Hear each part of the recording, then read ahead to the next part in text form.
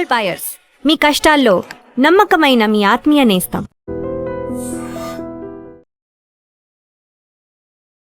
News and నిజాలు. ఇవాళ కవిత గారు ఇక్కడ లేరు స్టూడియోలో, సో నేనే ఇవాళ మీతో మాట్లాడదాం అనుకున్నా. కొన్ని రోజుల నుంచి ఒక విషయం మన దేశంలో న్యూస్ ఛానల్స్లో తిరుగుతుంది. అది బీజేపీ కాంగ్రెస్ ముక్త్ భారత్ని పక్కన పెట్టి ఆపోజిషన్ ముక్త్ భారత్ చేస్తున్నారు అని ఒక ఆరోపణ చేస్తున్నారు. నాకు కూడా అనిపిస్తుంది, కరెక్ట్, నిజమే అనిపిస్తుంది. ఎందుకు బీజేపీ ఇట్లా చేస్తున్నారు? దీనికన్నా ముందు కూడా చేశారా?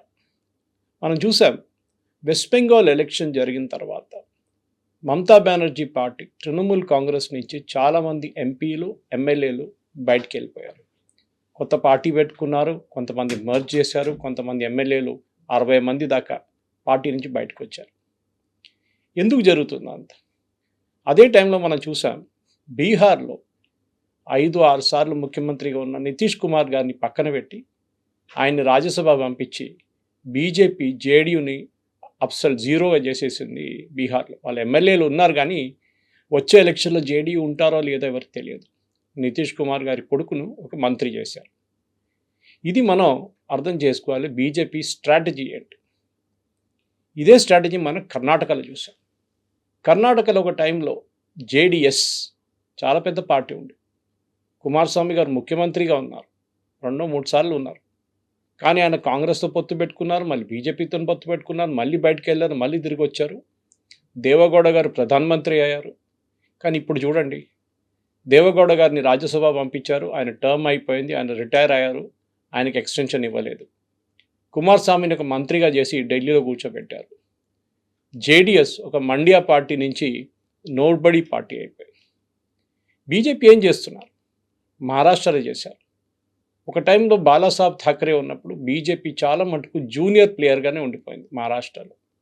బాలాసాహెబ్ ఠాకరే వాళ్ళని ఎప్పుడు పైకి రానియలేదు. కోర్స్ ఆ టైంలో ప్రమోద్ మహాజన్, గోపీనాథ్ ముండే, ఇట్లా చాలామంది పెద్ద బీజేపీ నేతలు ఉన్నప్పుడు కూడా బీజేపీ మహారాష్ట్రలో ముందుకు రాలేకపోయారు. కానీ బీజేపీ వెయిట్ చేశారు, ఒక సమయం వస్తుంది కదా మాది కూడా అని చెప్పి వచ్చింది. బాలాసాహెబ్ ఠాకరే గారు చనిపోయిన తర్వాత ఉద్ధవ్ ఠాకరే తర్వాత ముఖ్యమంత్రి అయ్యారు. మనకు తెలుసు, బాలాసాహెబ్ ఠాకరే ఎప్పుడు ముఖ్యమంత్రి పదవి చూడలేదని, కానీ ఉద్ధవ్ ఠాకరేకి ముఖ్యమంత్రి కావాలని అని అయ్యారు కూడా. కానీ ఏం జరిగింది దాని తర్వాత మనందరూ తెలిసిందే. ఉద్ధవ్ ఠాకరేని వాళ్ళ పార్టీని స్ప్లిట్ చేయడానికి బీజేపీ యొక్క స్ట్రాటజీ చేశారు. మనకందరూ తెలిసిందే, అది షిండే గారిని వాడారు.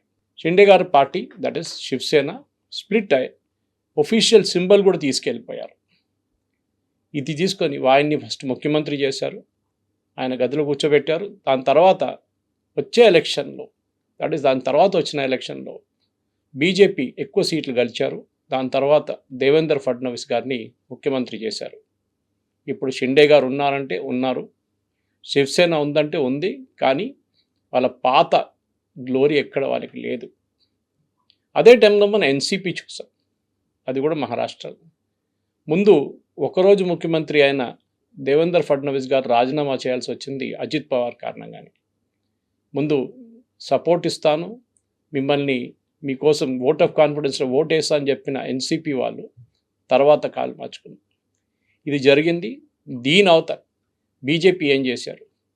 వాళ్ళు వెయిట్ చేశారు కొన్ని రోజులు. దాని తర్వాత విజయ్ అజిత్ పవార్ని మళ్ళీ వాళ్ళ వైపు తీసుకొచ్చారు, ఎన్సీపీని స్ప్లిట్ చేశారు. తర్వాత అజిత్ పవార్ గారు ఒక ఎయిర్ క్రాష్లో చనిపోయారు. కానీ ఇప్పుడు ఎన్సీపీ ఉందంటే ఉంది, ఎన్సీపీ లేదంటే లేదు, ఆ పరిస్థితికి వచ్చేసారు. ఏం జరుగుతుంది మన దేశంలో? చాలామంది అంటారు, ఒక డెమోక్రసీలో ఒక స్ట్రాంగ్ ఆపోజిషన్ ఉండాల్సింది, అది కరెక్టే. కానీ అపోజిషన్ ఒక ఫ్యామిలీ పార్టీ అయితే ఏమవుతుంది? మీరు చూడండి, అన్ని పార్టీలు ఇప్పుడు దాకా నేను మాట్లాడుతున్న పార్టీలన్నీ ఫ్యామిలీ పార్టీలు. Mamata Banerjee TMC, Deve Gowda Kumaraswamy JDS, Nitish Kumar JDU, Ajit Pawar NCP, ఇట్లా చాలా మటుకు పార్టీలు ఉన్నాయి. ఇప్పుడు భయం ఏమిస్తుంది అంటే అందరికి, రేపు మా పార్టీ ఉంటుందో లేదో అని. ఇప్పుడు మనం చూస్తున్నాం, ఈ వెస్ట్ బెంగాల్ డ్రామా నడుస్తున్నప్పుడే శివసేన కొంతమంది ఎంపీలు కనిపించకపోయారు, నిన్న రాత్రి నుంచి కనిపించట్లేదంట వాళ్ళు. వాళ్ళ ఫోన్లన్నీ స్విచ్ ఆఫ్ ఉందంట. పాపం ఉద్ధవ్ థాక్రే ఫోన్ చేస్తున్నారు, ఎవరు ఫోన్ ఎత్తటం లేదు, ఫోన్ స్విచ్ ఆఫ్ చేస్తుందని మెసేజ్ వస్తుంది. ఇప్పుడు చూస్తే అందరూ ఢిల్లీలో ఉన్నారు, ఢిల్లీ చేరుకున్నారంట అందరూ. ఢిల్లీలో ఏం చేస్తారు వాళ్ళు? బీజేపీ వాళ్ళని కలుస్తున్నారా, వాళ్ళ లీడర్ని కలుస్తున్నారా, నితిన్ నబీన్ గారిని కలుస్తున్నారా, భూపేంద్ర యాదవ్ గారిని కలుస్తున్నారు. చాలా మటుకు ఆరోపణలు వస్తుంటే బీజేపీ 15 కోట్లు 20 కోట్లు ఇచ్చి ఒక్కొక్క ఎమ్మెల్యే ఒక్కొక్క ఎంపీని కొనుక్కుంటున్నారని. కానీ మనం అర్థం చేసుకోవాలి, కర్ణాటకలో జేడిఎస్ని బీజేపీ కొనక్కర్లేదు, జేడిఎస్ పార్టీ లేకుండా పోయింది. అదే టైంలో వెస్ట్ బెంగాల్లో బీజేపీకి ఎంపీలు కావాలి, ఎమ్మెల్యేలు కాదు. వాళ్ళకు 208 మంది ఎమ్మెల్యేలు ఉన్నారు వెస్ట్ బెంగాల్ అసెంబ్లీలో. ఎమ్మెల్యేలు అక్కర్లేదు, బోర్డు కూడా పెట్టేశారంట, నో ఎంట్రీ బోర్డు అని చెప్పి. దానికోసం వాళ్ళు సపరేట్ బ్లాక్గా కూర్చుంటున్నారు, రితుప్రత బెనర్జీ లీడ్ చేస్తున్న లీడర్ ఆఫ్ అపోజిషన్గా. అదే టైంలో మీరు ఇటువైపు వస్తే, మనం మహారాష్ట్రకి వస్తే, శివసేన పార్టీలో ఇప్పుడు ఉద్ధవ్ థాక్రే వైపు నుంచి ఉన్న ఎంపీలు చాలామంది శివసేన షిండే గ్రూప్లో చేరబోతున్నారని వార్తలు వస్తున్నాయి. బహుశా ఇవాళ సాయంత్రం దాకా మన ఈ న్యూస్ క్లిప్ పోస్ట్ చేసేదాకా ఒక నిర్ణయానికి వచ్చేస్తారు వాళ్ళు ఏం చేస్తారని. ఆల్రెడీ వెస్ట్ బెంగాల్లో ఉన్న ఎంపీలు 20 మంది, వాళ్ళు స్పీకర్ ఓం బిర్లాని కలిశారు. వాళ్ళు నార్త్ ఈస్ట్లో ఏదో ఒక పార్టీ ఉంది ఎన్సిపిఐ అని చెప్పి, వాళ్ళలో జాయిన్ కాబోతున్నారు. దాంట్లో విలీనమై సపరేట్గా లోక్సభలో ఎన్డీఏని సపోర్ట్ చేస్తూ అంటారు. మనం చూడాల్సిందంటే ఇదంతా జరుగుతున్నప్పుడు కూడా బీజేపీ వైపు నుంచి ఒక స్టేట్మెంట్ లేదు, ఏం లేదు. వాళ్ళు ఏం అనట్లేదు, జరుగుతుంది, మా రోల్ ఏం లేదు అంటారు దీంట్లో. కానీ రోల్ ఉంది, డెఫినెట్గా ఉంటుంది. భూపేందర్ యాదవ్ గారు ఇంటికి వెళ్ళారంటే దాంట్లో డెఫినెట్గా రోల్ ఉంటుంది దాంట్లో. ఆఫ్టర్ ఆల్ భూపేందర్ యాదవ్ గారు కదా ఇన్ఛార్జ్ ఉండే, ఎలక్షన్ ఇన్ఛార్జ్ వెస్ట్ బెంగాల్లో. కానీ మనం మహారాష్ట్ర వైపు చూస్తే అక్కడ కంప్లీట్ రెస్పాన్సిబిలిటీ దేవేంద్ర ఫడ్నవీస్కి అప్పగించారు బీజేపీ. మీరు చూసుకోండి, వచ్చే ఎలక్షన్లో ఎవరు ఉండకూడదు. అది మనం మహారాష్ట్ర ఎలక్షన్ అంటే అక్కడ ఉన్న మున్సిపల్ ఎలక్షన్లో చూసాం. చాలా మటుకు సీట్లు బీజేపీ గెలిచారు, వార్డులు గెలిచారు, మున్సిపల్ కార్పొరేషన్ గెలిచారు, మున్సిపాలిటీలు గెలిచారు. కానీ అన్నిటికంటే ప్రెస్టీజియస్ ఉన్నది బిరహన్ ముంబై మున్సిపల్ కార్పొరేషన్, అంటే ముంబై మున్సిపల్ కార్పొరేషన్. అక్కడ శివసేన షిండే గ్రూప్ వాళ్ళు మళ్ళీ వాళ్ళ డ్రామా స్టార్ట్ చేశారు, మాకు మేయర్ పదవి కావాలన్నారు.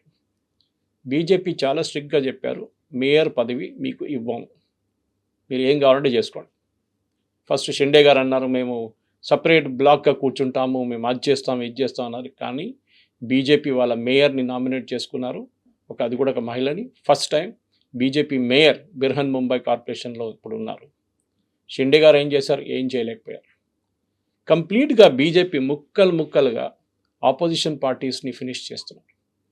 ఇది మంచిదంటే నేను మళ్ళీ అదే రిపీట్ చేస్తున్నాను, ఒక డెమోక్రసీలో ఒక స్ట్రాంగ్ ఆపోజిషన్ పార్టీ ఉండాలి. కానీ మనం ఇప్పుడు కాంగ్రెస్ పార్టీ పరిస్థితి చూస్తే అనిపిస్తుంది, వీళ్ళు కూడా ఏ రోజు స్ప్లిట్ అవుతారో, వీరు కూడా ఏ రోజు బీజేపీ వైపు వెళ్ళిపోతారని నాకైతే ఒక డౌట్ జరగవచ్చు. ఎందుకంటే మనం చూసాం ఆపోజిషన్ అనేది ప్రస్తుతం మనం చూస్తాం, కేరళలో కాంగ్రెస్ ఉన్నారు, సిపిఎం, ఇప్పుడు అక్కడ యూడిఎఫ్ పాలిస్తున్నారు. మనం టీవీకే మెడ్రాస్ అంటే తమిళనాడులో చెన్నైలో ఉన్నారు. కర్ణాటకలో అక్కడ మన ఇప్పుడున్న ముఖ్యమంత్రి డికే శివకుమార్ గారు కాంగ్రెస్, తెలంగాణలో రేవంత్ రెడ్డి కాంగ్రెస్, ఆంధ్రప్రదేశ్లో చంద్రబాబు నాయుడు గారు టీడీపీ, ఒడిశా, ఛత్తీస్గఢ్, మధ్యప్రదేశ్, మహారాష్ట్ర, గుజరాత్, రాజస్థాన్, హిమాచల్ ప్రదేశ్, ఢిల్లీ, ఉత్తరప్రదేశ్, బీహార్, వెస్ట్ బెంగాల్, అస్సాం, ఇంకా నార్త్ ఈస్ట్ స్టేట్స్ అన్నీ బీజేపీ దగ్గర ఉన్నారు. 22 states and union territories BJP దగ్గర. కానీ రాబోయే ఎలక్షన్, ఇప్పుడు నెక్స్ట్ ఎలక్షన్ అన్నిటికంటే ఇంపార్టెంట్ ఎలక్షన్ ఉత్తరప్రదేశ్లో జరగబోతుంది 2027. ఈ ఎలక్షన్లో సమాజ్వాదీ పార్టీని బీజేపీ స్ప్లిట్ చేస్తారంటే అది చాలా డౌట్ఫుల్. ఎందుకంటే సమాజ్వాదీ పార్టీలో చాలామంది ముస్లిం ఎమ్మెల్యేలు ఉన్నారు. అది కాకుండా ఆ యాదవ్ ఓట్ బ్యాంక్ నుంచి వచ్చిన చాలామంది ఎమ్మెల్యేలు ఉన్నారు. వాళ్ళు ఇటువైపు రారు బీజేపీలో. కానీ కాంగ్రెస్తో పొత్తు పెట్టుకుంటారా? అది కూడా డౌట్ఫుల్. ఆల్రెడీ అఖిలేష్ యాదవ్ కొన్ని స్టేట్మెంట్లు చేశారు కాంగ్రెస్ గురించి. దాంతో అక్కడ ఉన్న కొంతమంది కాంగ్రెస్ లీడర్స్ అభ్యంతరం తెలిపారు వాళ్ళు. కానీ అఖిలేష్ యాదవ్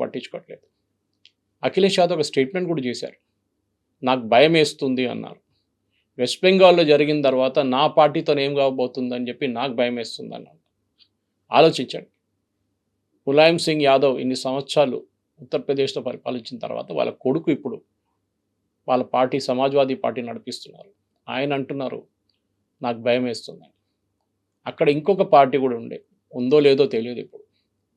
బహుజన్ సమాజ్ పార్టీ బిఎస్పి మాయావతి గారు, మీరు ఎవరైనా ఆమె స్పీచ్లో లేకుంటే ఆమె వీడియో ఇప్పుడెప్పుడైనా చూసారా?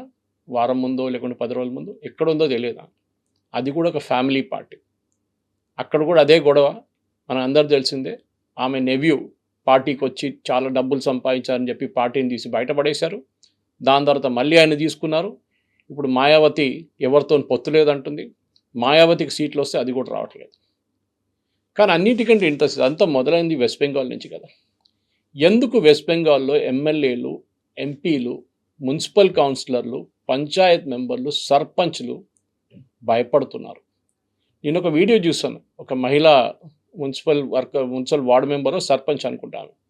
ఆమె ఏడుచుకుంటా నమస్తే పెట్టి అందరినీ, నేను తప్పు చేశాను, నేను లంచం తీసుకున్నాను, అందరికీ రిటర్న్ ఇచ్చేస్తాను తీసుకున్న లంచం అని చెప్పి ఏడుస్తున్నాను. ఆ వీడియో చూస్తుంటే తెలిసిపోతుంది అక్కడున్న ఎమ్మెల్యేలు ఎందుకు భయపడుతున్నారు, అక్కడున్న ఎంపీలు ఎందుకు భయపడుతున్నారు, వాళ్ళు అటువైపు ఎందుకు వెళ్ళిపోతున్నారు, ఇంకో పార్టీ ఎందుకు పెట్టుకుంటున్నారు, స్ప్లిట్ ఎందుకు అయ్యారని. మనం చూసాం అభిషేక్ బెనర్జీ, ఏది మమతా బెనర్జీ తర్వాత నంబర్ 1 పార్టీలో ఆయనకున్న సెక్యూరిటీ, అప్పుడు టీఎంసీ ఉన్నప్పుడు ముఖ్యమంత్రి కన్నా ఎక్కువ సెక్యూరిటీ ఉండేంట ఆయనకి.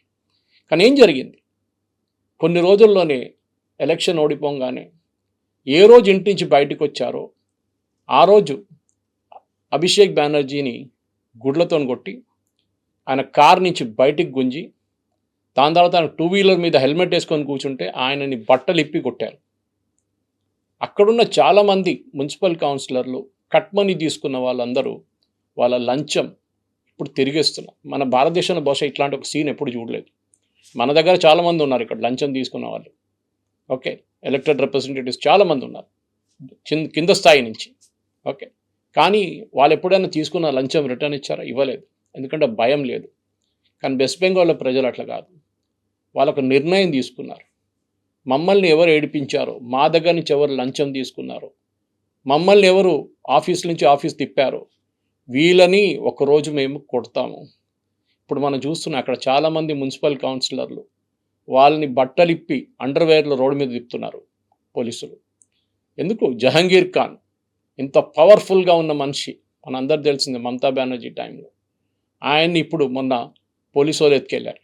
దీనికన్నా ముందు అరెస్ట్ చేయడానికి వెళ్ళినప్పుడు ఆయన్ని అరెస్ట్ చేయనీయలేదు అక్కడున్న ప్రజలు, అంత పవర్ఫుల్ ఉండే ఆయన. ఇప్పుడు ఏమైందండి? ఇది బీజేపీ చేస్తున్న ఒక గేమ్ అని టీఎంసీ చెప్తారు. వాళ్ళు అంటారు బీజేపీ వాళ్ళు చేపిస్తున్నారు. ఉండొచ్చు బహుశా, బీజేపీ వాళ్ళు కొంతమంది ఉంటారు. కానీ ప్రజలు కొడుతున్నారు. ప్రజలు మిమ్మల్ని బట్టలిప్పి కొడతారంటున్నారు. చూడు, హిందీ అంటారు, మన దగ్గర ఓల్డ్ సిటీలు అంటారు, కుందలకే మారే అంటారు. అదే జరుగుతుంది. ఈ పరిస్థితుల్లో ఇప్పుడున్న ఆపోజిషన్ పార్టీస్ మహారాష్ట్ర కానీ, కర్ణాటక కానీ, బీహార్ కానీ, మిగతా స్టేట్స్లో కూడా ఈ ఆపోజిషన్ పార్టీస్ ఉంటారా లేదా అని ఇది ఒక పెద్ద ప్రశ్నగా మిగిలిపోతుంది. కానీ వచ్చే రోజుల్లో కాంగ్రెస్ ముక్త భారత్ నుంచి ఆపోజిషన్ ముక్త భారత్ అయిపోతుందని మనం చూడాల్సింది. అప్పుడు దాకా ఎదురు చూస్తాం. దాని తర్వాత ఇంకోసారి కలుద్దాం. నమస్తే.